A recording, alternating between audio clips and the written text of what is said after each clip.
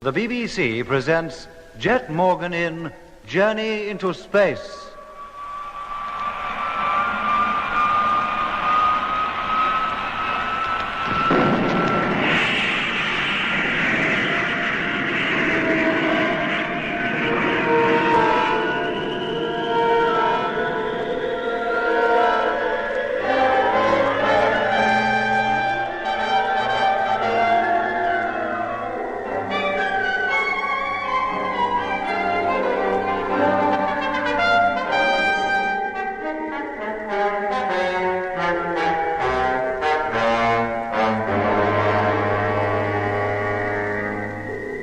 June 15th, 1972. Earth time. 7 years since man first conquered space. 2 hours ago, we took off from Mars on the first stage of our 355-million-mile journey back to Earth and home.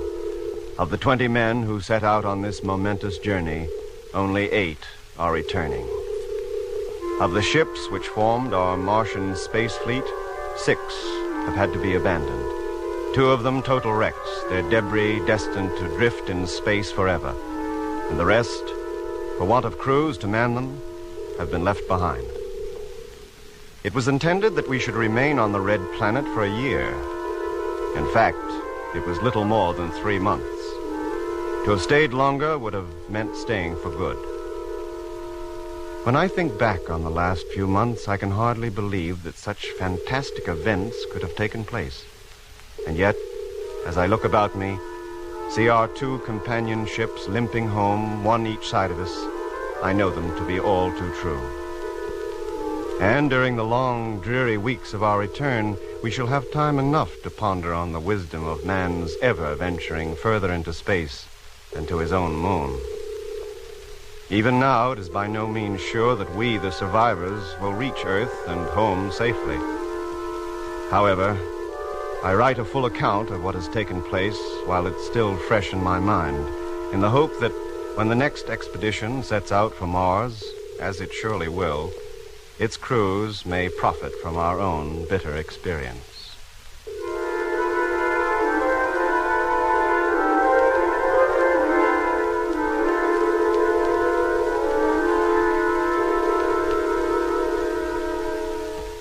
Looking back over the project now, I realize that from the very start it was ill-fated.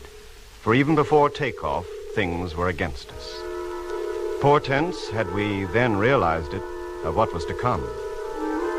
It all began almost a year ago.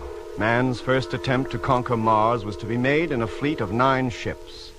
2 years of hard, concentrated work went into assembling them, and by April 1971, they were ready to leave. A few days before scheduled takeoff, Jet Morgan, leader of the Martian expedition, left Earth for the launching ground on the moon.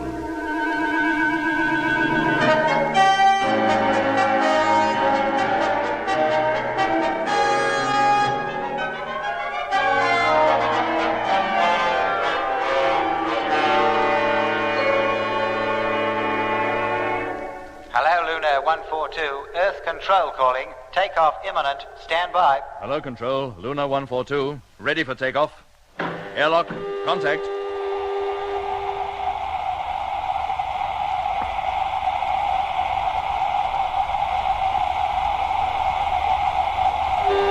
Gyro. Contact. Okay, Mitch? All set. How about the passengers? Well, they look healthy enough now. I hate to think what they'll look like in 50 minutes or so. All right. Stand by for firing. Standing by. Hello, Control. Luna 142, ready for takeoff. Firing in 15 seconds. 10 seconds. 5, 4, 3, 2, 1. Contact.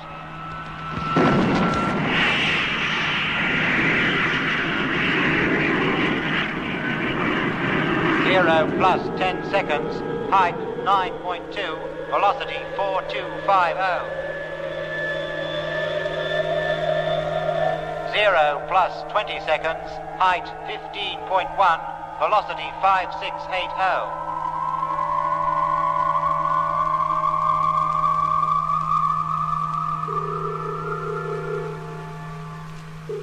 0 plus 3 minutes, 10 seconds. Ah, well, there's that. Dead on course. Cut the gyro, Mitch. Yeah, she's cut. Oh, I wonder how those fellas back there made out. Maybe I'd better go and see. I think you had, but make it quick. Too right. Hello, Control. Luna 142, Morgan calling. Check on course and velocity, please. Hello, Luna 142. Velocity 26,000. Course correct. When will you call again? A routine check in 2 hours. Thank you, Luna, and good luck on the big trip. Thank you. Well, Mitch? Yeah, just as I thought. More than half of them sick as dogs. Well, I'm not surprised. None of them has ever made the trip before. But if you ask me, none of them should ever have made this one. What the heck does Winchell think he's up to? Well, I don't think even he had any choice. This isn't a private enterprise. It's an international one. And every country that's contributed to the cost has a right to know how the money's being spent. Oh, I suppose so, but why couldn't they watch by remote control? The whole thing's being relayed to Earth, isn't it? Well, they're with us now, so there's no sense in worrying about it. You better check that motor, Mitch. Meanwhile, I'll get the steward to hand out a few pills.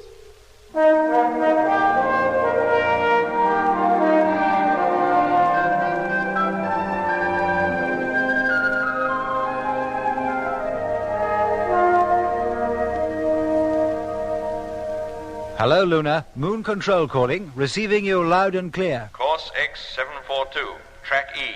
Request height and speed. Over. Message received. Course X742, track E. Height and speed to be ascertained. Call you in 5 minutes. Check, and thank you. Daffy. Huh? Landing computation, course 742, track E. Oh, where are the figures? Right here, landing within the hour. Oh, they don't give us much time, do they? Get on with it, Taffy. Pilot's waiting. Oh, give me time, man.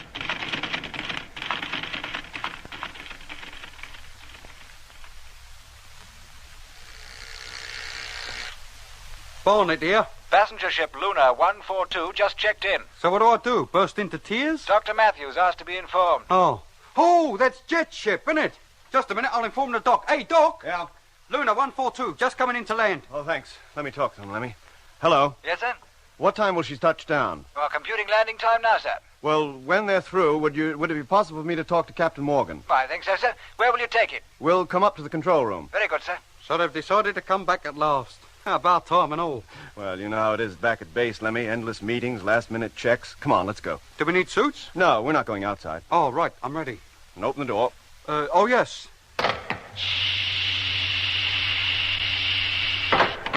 In you go, Lemmy.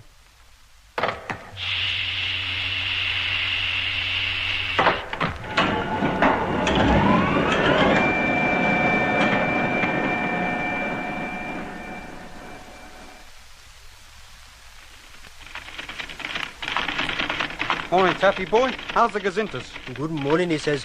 And sunrise still 3 days away. It's morning to me. I've not long been up. Excuse me a minute. The facts and figures. Well, how long before they land, Taffy? 50 minutes, 30 seconds from now. I'll give them their information. Then I want to talk to Captain Morgan. Yes, sir. Hello, Luna 142. Landing control calling. Come in, please. Hello, Control. Receiving you loud and clear. Here are the final computations. They indicate normal landing procedure. Are you ready to take them? Go ahead. Your height is 4,000 miles. Speed as per schedule. Can give you full figures for checking if you want them. No thanks, Control. If it's normal procedure, we can manage. And thanks for your trouble. Not at all, sir. Dr. Matthews is here and like to talk to you. Okay, put him on. Hello, Jed. Hello, Doc. How's it going down there? All okay this end, except number 2 is giving us trouble. She was down 5% on thrust during last test. Oh, I'll tell Mitch. You've no idea what the trouble is. Well, engineers are still trying to trace it. Last report seemed to suggest the pumps. Okay. Oh, and while you're on, Doc, you might tell welfare we'll need accommodation for 3 extra personnel. 3 extra. Launching crew, you mean? No, journalists. What? Yes, Doc. Winchell insisted we bring them. Oh, Mitch did his darndest to stop it, as you can well imagine, but it was no go. They're to get an eyewitness account of the takeoff for world syndication. But I thought No, that... I know, so did we, but there it is. Winchell waived the rule and allowed them to come. None of them has even been in space before. How did they take it? Oh, not too well at first, but they were okay one day out. They've been a bit too lively since. You'll have to appoint somebody to look after them and keep them out of our way. Well, I'll do what I can, Jet. Anything else? No. What the? Emergency! Action stations, close all airtight doors. Come on, hurry up! Doc, for goodness sake, what's happened? What is it, Lemmy? Doc, hello? Search Hello? me. I don't think there's anything wrong in here. How about it, Taffy? Airtight doors closed, okay. Vents, too. Operator, get me engineering section. Yes, sir. Hello. Control here. Hello. Landing control calling. Have Dr. Matthews here. Hello. Landing control. Put Dr. Matthews on, please. Hello, engineering. What happened? I'm not sure yet. Seems there was an explosion in the living quarters. Air pressure went down to zero immediately. You better get over here, Doctor. Is it safe for me to leave this block? I've no spacesuit. I'll find out the extent of the damage and let you know. Okay, and make it quick. Yes, sir. Is it bad, Doc? Living quarters. Either an airlock broke down or one of the walls collapsed or something. Blimey. Anyhow, until we hear from engineering, nobody is to leave this room. Is that clear? Yes, sir. Hey, Doc. What about the men in living quarters? Heaven knows. If the worst has happened, there's nothing we can do for them.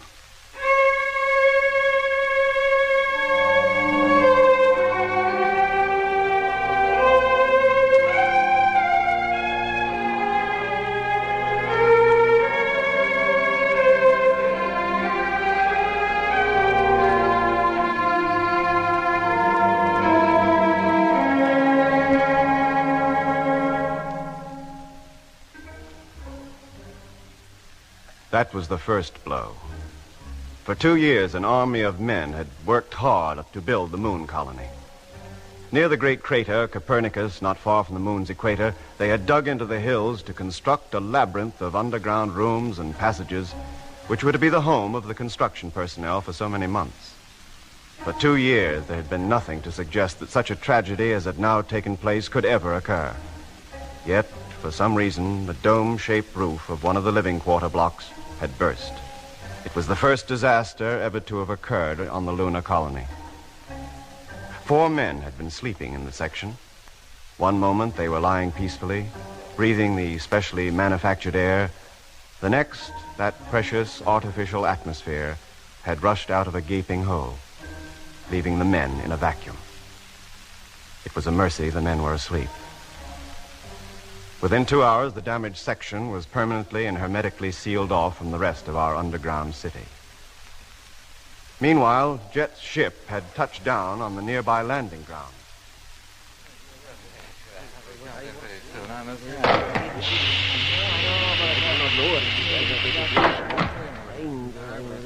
Here he comes now. Good afternoon, gentlemen. Good afternoon, sir.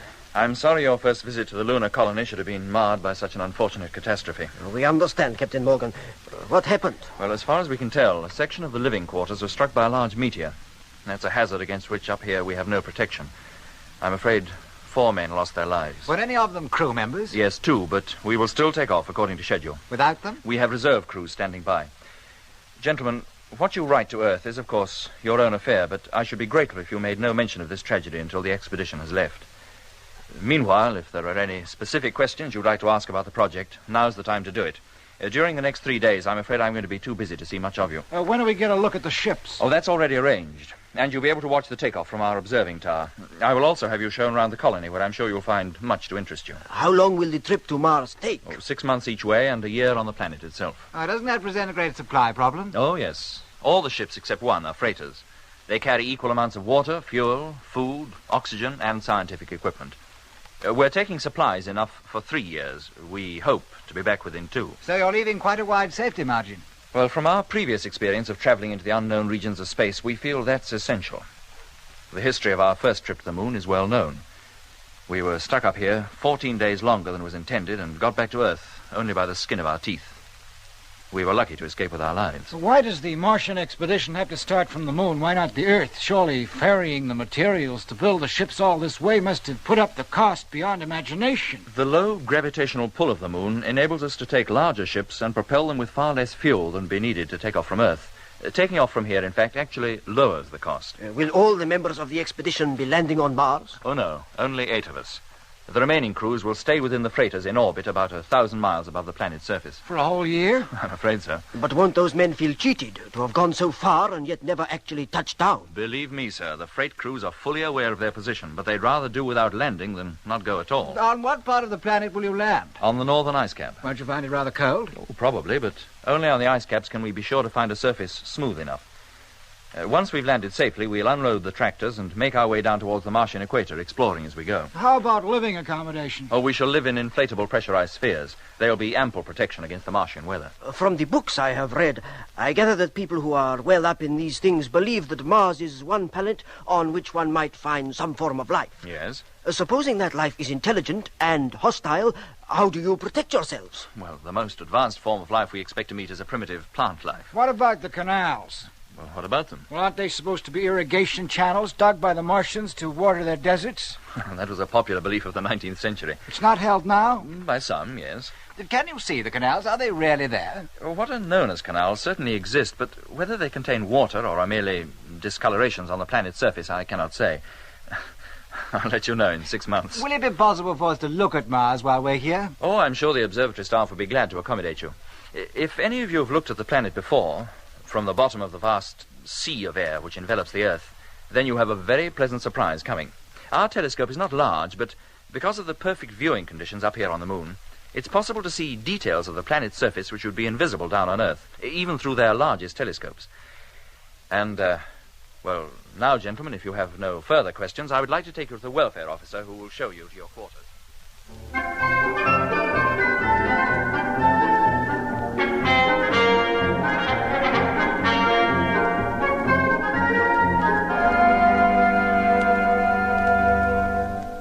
The next few days were a fever of activity. In a shallow crater some 3 miles from the colony stood the Martian fleet.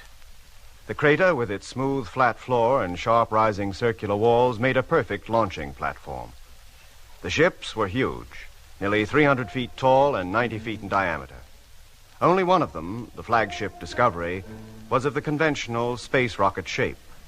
The rest were quite out of line with the popular conception of what a spaceship should look like. As they would never have to travel through any atmosphere, they weren't streamlined. They consisted only of the barest essentials: solar reflectors, radio antenna, fuel tanks, and other equipment, held together by what appeared to be a tangle of girders. The whole was topped by a large sphere, which, besides carrying most of the cargo, also housed the tiny cabin which served as living quarters for the 2 men needed to man each vessel. The freight ships, numbered 1 to 8 in huge red letters on their spheres, stood in a large circle about 1 mile in diameter. In the center of that circle stood the streamlined flagship Discovery, painted a bright blue for easy identification. 12 hours before takeoff, every man not on duty was looking towards the lunar horizon, waiting for the sun to rise. Behind us, hanging motionless in the void, itself like a great moon in first quarter, was the Earth. Then suddenly, there appeared behind the rugged skyline a spear point of red light, one of the sun's prominences, a herald of its approach. Instantly, as though some giant hand had turned a switch, the whole area was bathed in the sun's hard glow. The mountains, rocks, and crater rims throwing long, black, pointed shadows across the moon's surface. The lunar day had begun. The space fleet to Mars could now leave.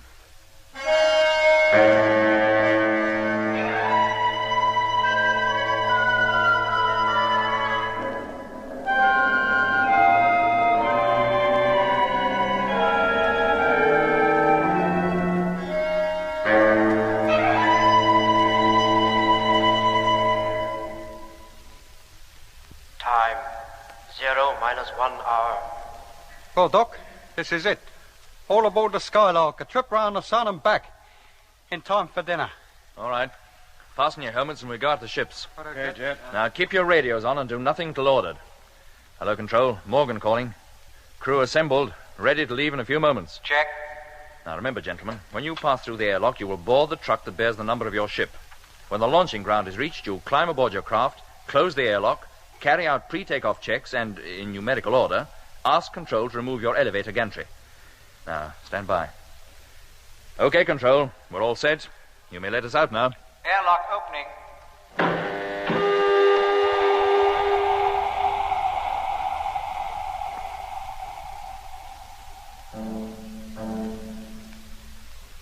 Because of the sharp curvature of the moon, the horizon is usually only a short distance away.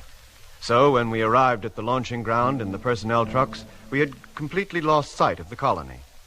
But once we had boarded the little elevator and it had climbed 300 feet up to the main door of the ship, the 5 great domes topped by the observatory were easily seen. Already, the film unit cameras were turning, and the radar operators preparing to follow the course of our flaming exhausts, which to them would look like comet tails. Soon, Jet, Lemmy, Mitch, and I were safely inside our tight little cabin. All right, gentlemen. You may take off your helmets now and stow your suits.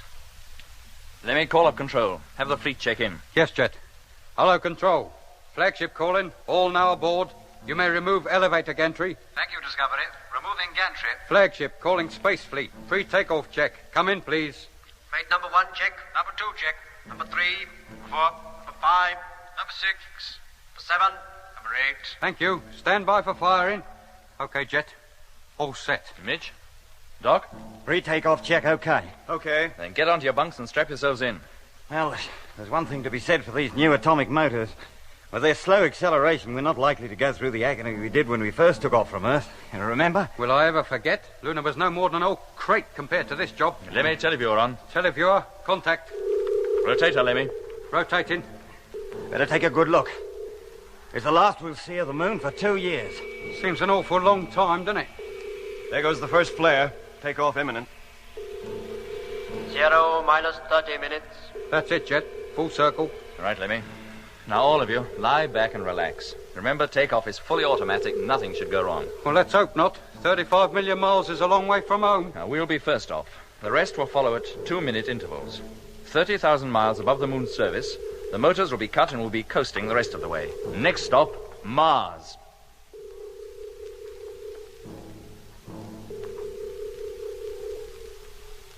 Zero minus 5 minutes. Hello, Control calling Flagship Discovery. Hello, Control. Discovery calling. Takeoff time is less than 5 minutes away. Are you ready? All set. Lemmy, televiewer, stern view. Televiewer, stern view, contact.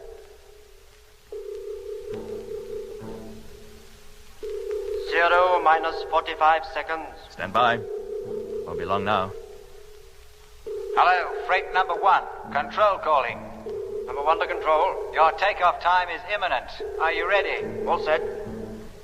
0 minus 15 seconds.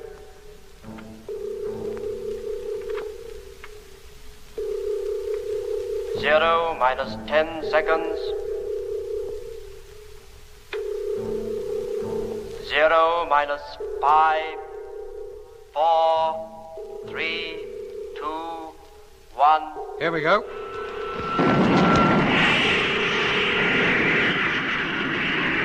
Goodbye, Moon. I'll send you a postcard.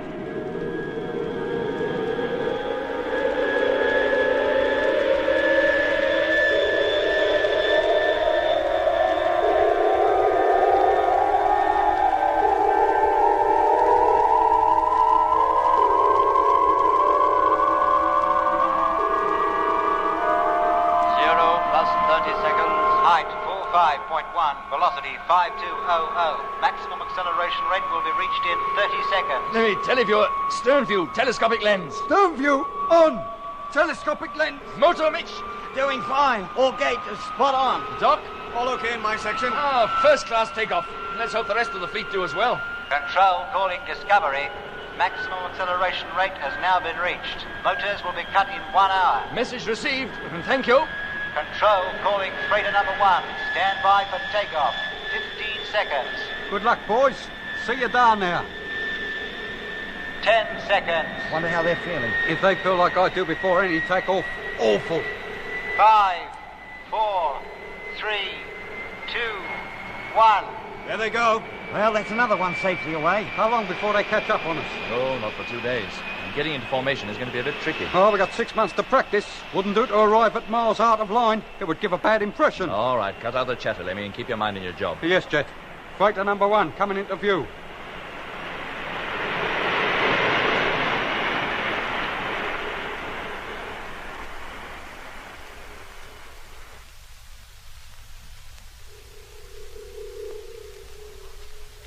One, 3, 4, 6, 7, and 8 dead in line. 2 and 5 still lagging behind a bit, but moving up slowly. Shall I tell them to give their motors a short burst? No, Lemmy, we don't want them wasting fuel on fancy flying formations. They'll probably drift into place during the next few hours anyway. Well, if the line's pretty enough for you now, Jet, do you think I could call in the motor reports? Go ahead. Let him get the radio, Lemmy. Hey, Mitch, it's all yours. Hello, Space Fleet. Chief Engineer, calling freighters 1 to 8. Will you pass your motor reports, please? Freighter number 1 calling Discovery. Reactor normal. Fuel consumption tank 1, 379.842. Tank 2, 379.836. Thanks, Pete. How was takeoff? Fine. Couldn't have been smoother. Call you again in 30 minutes. Roger. Flagship Discovery calling freighter number 2. Come in, please. Freighter number 2 calling Discovery. How are things with you, Frank? Shocking. Eh? Been having trouble all the way. Well, what kind of trouble? Motor lost thrust soon after we left base. Had to turn on the juice a bit or we'd never have made the rendezvous. Used up a lot of fuel, I'm afraid, Skipper. Well, how much? At least 10% above estimated consumption. Did you hear that, Jet? And that's not all. Well, what else? Main radio receiver's on the blink. We seem to be transmitting okay, but reception from base is down to strength 2. You're hearing us all right? Yeah, strength 5. Well, keep listening up. We'll call you back. Too right. Well, Jet, what do we do about that? Frank might be a good pilot, but he's no radio man or engineer. And who's with him in that ship? Whitaker, construction engineer. No chance of him finding the cause of the trouble, then. We'll have to transfer a motor engineer and radio mechanic from one of the other ships. See if they can detect the fault. Oh, nearest motor engineer is in ship 5. Nearest radio mech is ship 7 on the far side of the formation. Number 5's lagging behind anyway. Transfer will be tricky, Jet. Distance too great for safety. We're closer to her than most. I'll go. And take Lemmy with me to look over the radio at the same time. What, me? Go outside? That's all we can do. Now get your suit, Lemmy, and you, Mitch. Sure, Jet. Now take the long safety lines with you. Call up number 2, Doc. Tell them we're sending over Mitch and Lemmy and to get ready to let them in. Sure, Jet.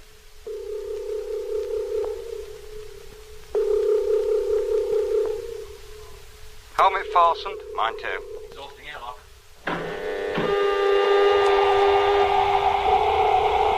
Suit inflated. Suit inflating.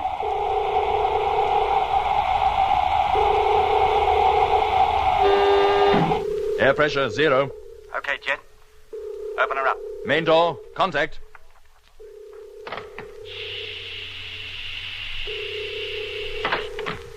Who's going first?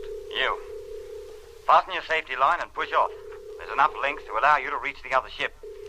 When you get there, fasten your short line.